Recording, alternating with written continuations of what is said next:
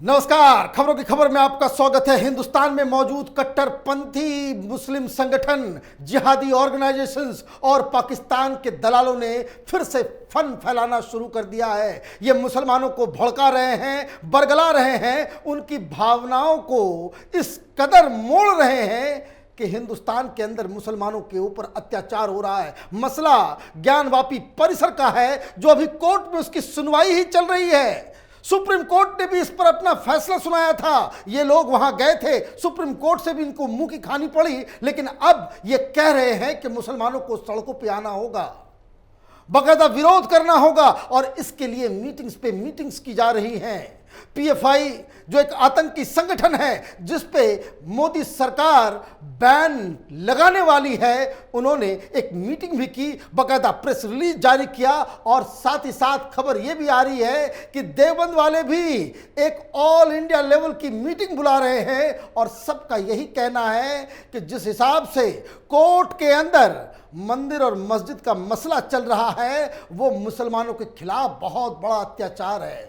मतलब आप समझिए किस तरीके के ये गिरगिट हैं। ये तो वैसे टेलीविजन चैनलों पे कहते हैं, इनसे बाइट ली जाए, इनसे पूछताछ की जाए तो ये कहते भाई इस्लाम में तो किसी मंदिर को तोड़ के मस्जिद नहीं बनाई जा सकती, और जब ये पता चलता है कि किसी जगह पे मंदिर था, उसे तोड़ के मस्जिद बनाई जाती है, तो ये कहते हैं कि भाई कोर्ट फैसला सुनाएगा। और कोर्ट जब फैसला सुनाती है, कोर्ट में जब कार्रवाई चलती है, तब ये कहते हैं भाई कोर्ट जो है मुसलमानों के खिलाफ चल रहा है, वो जो फैसले हो रहे हैं वो बहुत ही गलत है।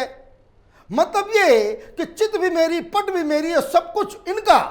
जिद पे वो अड़े हैं कि ज्ञानवापी में किसी भी कीमत पे इसे हिंदुओं को सौंपा नहीं जाएगा, जबकि जो तस्वीरें, जो वीडियोस, वहां के पत्थर चीख चीख के कह रहे हैं कि वो एक मंदिर था, मंदिर है और मंदिर रहेगा। लेकिन जिस हिसाब से 2-3 खबरें आ जाई है, वो हिंदुस्तान की राज्य सरकारों और केंद्र सरकारों के लिए सचेत होने की आवश्यकता बता रहा है। क्यों? क्योंकि 23 और 24 मई को केरल के पुथनथानी में कट्टरपंथी इस्लामिक संगठन, जो टेररिस्ट ऑर्गेनाइजेशन है पीएफआई, उन्होंने मीटिंग की, और मीटिंग के बाद आज 16 तारीख को इन्होंने एक बयान जारी किया है, बाकायदा प्रेस रिलीज अधिकृत तरीके से, जिसमें इन्होंने साफ साफ कहा है कि मुसलमानों को सामने आना होगा, विरोध करना होगा। ये वही पीएफआई है जो ये तमाम शाहीन बाग, ये सीए के प्रोटेस्ट के पीछे इन्होंने करोड़ों रुपए खर्च करके मुसलमानों को बरगलाया था, अफवाह फैलाई थी कि मुसलमानों की नागरिकता जाने वाली है। ये वही पीएफआई है जो हिंदू संगठन के कार्यकर्ताओं की हत्या करने में लिप्त रहता है। ये वही पीएफआई है जिसे केरल की सरकार, हाईकोर्ट्स और कई राज्यों में इसे बैन करने की बात चल रही है। ये वही पीएफआई है जो पाकिस्तान से, विदेश से पैसे लेकर के हिंदुस्तान के अंदर जहर घोलने का काम करता है। ये वही पीएफआई है जिसने हिजाब के मसले को इंटरनेशनल मुद्दा बना दिया। और अब ये क्या कह रहे हैं? जो खबर आई है, खबर यह है कि जो बैठक हुई, उस बैठक में पीएफआई ने ज्ञानवापी में वजू खाने पर रोक का विरोध किया। संगठन ने कहा कोर्ट का फैसला निराशाजनक है। कोर्ट की बात ये नहीं मानेंगे। इनको लगता है कि कोर्ट इनके फेवर में फैसला दे तभी वो न्याय है, और अगर उनके खिलाफ कोई फैसला जाता है तो ये कहते हैं कि कोर्ट इनके साथ, हिंदुओं के साथ, हिंदुत्ववादी के साथ मिली हुई है। दूसरी बात, कोर्ट में दायर याचिका वर्शिप एक्ट 1991 के खिलाफ है और अदालतों को इन्हें मंजूर नहीं करना चाहिए। तीसरी बात वहां कही गई कि बीजेपी शासित राज्यों में मुसलमानों को निशाना बनाया जा रहा है। यूपी, मध्य प्रदेश और असम में अत्याचार हो रहा है। कर्नाटक के मंगलुरु में जामा मस्जिद पर किया जा रहा दावा कभी ना खत्म होने वाली सांप्रदायिक दुश्मनी और अविश्वास का कारण बनेगा। साफ साफ चेतावनी है कि अगर ये मंदिर मस्जिद का फैसला मुसलमानों के पक्ष में नहीं आया तो ये लंबी लड़ाई होगी, ये कभी ना खत्म होने वाली लड़ाई होगी। इस तरह की धमकी ये कट्टरपंथी आतंकी संगठन पीएफआई खुलेआम दे रहा है। एक प्रेस रिलीज जारी किया इन्होंने, और वो प्रेस रिलीज जो आधिकारिक है, सोशल मीडिया और मीडिया में से छापा जा रहा है। क्या लिखा गया है इस प्रेस रिलीज में? बैठक में कहा गया है कि ज्ञानव्यापी मस्जिद और मथुरा शाही ईदगाह मस्जिद के खिलाफ संघ परिवार के संगठनों की बद इरादे वाली हालिया याचिकाएं पूजा स्थल अधिनियम 1991 के सरासर खिलाफ है और अदालतों को इन्हें मंजूर नहीं करना चाहिए था। स्वयं सुप्रीम कोर्ट का ज्ञानव्यापी मस्जिद के वजू खाने के इस्तेमाल पर प्रतिबंध को बाकी जारी रखना अत्यंत निराशाजनक है। अदालतों ने इस प्रकार के दावों को तथ्यों और सबूतों के आधार पर परखने की आवश्यकता भी नहीं महसूस की, जिससे यह प्रभाव पड़ता है कि देश में कोई भी कहीं भी किसी भी पूजा स्थल के बारे में ऐसे दावे कर सकता है, जिसके परिणाम स्वरूप सांप्रदायिक तत्व अब देश के कई हिस्से में मस्जिदों को निशाना बना रहे हैं। इसका ताज़ा उदाहरण कर्नाटक के मैंगलोर में जामा मस्जिद पर दावा है। ये कभी ना खत्म होने वाली सांप्रदायिक दुश्मनी और अविश्वास का कारण बनेगा। हम समुदाय के किसी भी पूजा स्थल के दर्जे में बदलाव चाहने वाली सांप्रदायिकता पर आधारित याचिकाओं के सिलसिले पे रोक लगाएं। पॉपुलर फ्रंट की जनता से अपील है कि वह मुसलमानों के पूजा स्थलों पर कब्जा की हिंदुत्व चालों का आगे बढ़कर प्रतिरोध करें। और भी बहुत सारी बातें कही गई है इसमें, जिसमें साफ साफ मुसलमानों को उकसाया जा रहा है। क्या कहा गया? सुप्रीम कोर्ट भी गलत, बनारस में जो कोर्ट जो सुनवाई चल रही है वो भी गलत। भाई अभी सुनवाई चल रही है, इतना अधीर होने की आवश्यकता क्या है? और गुमराह किस तरीके से किया जा रहा है कि सुप्रीम कोर्ट पे आप ये लांछन लगा रहे हो कि सुप्रीम कोर्ट को कम से कम इसके तथ्यों और सबूतों के ऊपर ध्यान देना चाहिए था।